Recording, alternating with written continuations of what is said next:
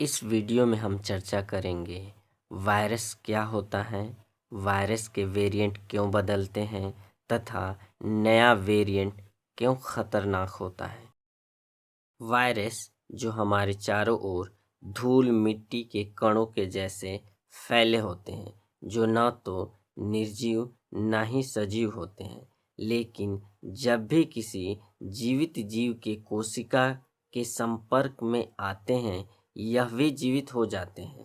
अब मान लो corona virus के कण किसी माध्यम जैसे मुंह, नाक से हमारे शरीर में घुस जाते हैं, लेकिन वायरस का तो कोई अपना सेल नहीं होता।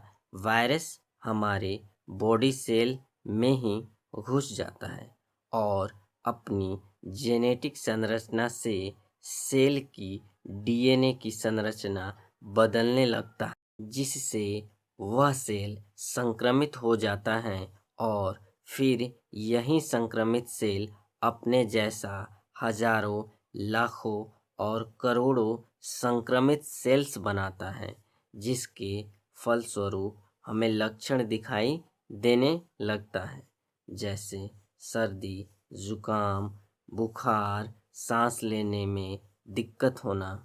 इसके साथ ही शरीर में एक और प्रक्रिया चलती रहती है, जिसमें हमारा इम्यून सिस्टम यह पहचान जाता है कि यह संक्रमित सेल्स हैं जो शरीर को नुकसान पहुंचा रहे हैं।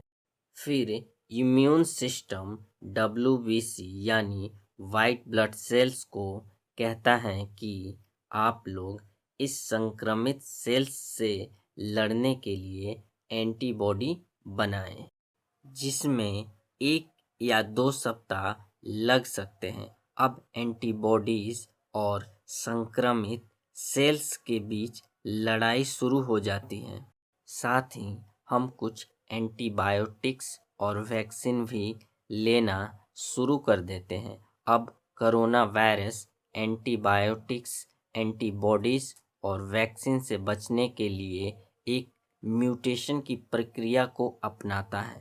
इस प्रक्रिया में किसी भी वायरस के शरीर में कुछ केमिकल बदलाव शुरू हो जाता है, जिसके फलस्वरूप उनके आनुवंशिक पदार्थ की संख्या और संरचना में बदलाव हो जाता है और इसी कारणवश किसी भी वायरस का नया रूप या न्यू वेरिएंट बनता है। जैसे कोरोना वायरस का अल्फा, बीटा, गामा, डेल्टा या ओमिक्रॉन।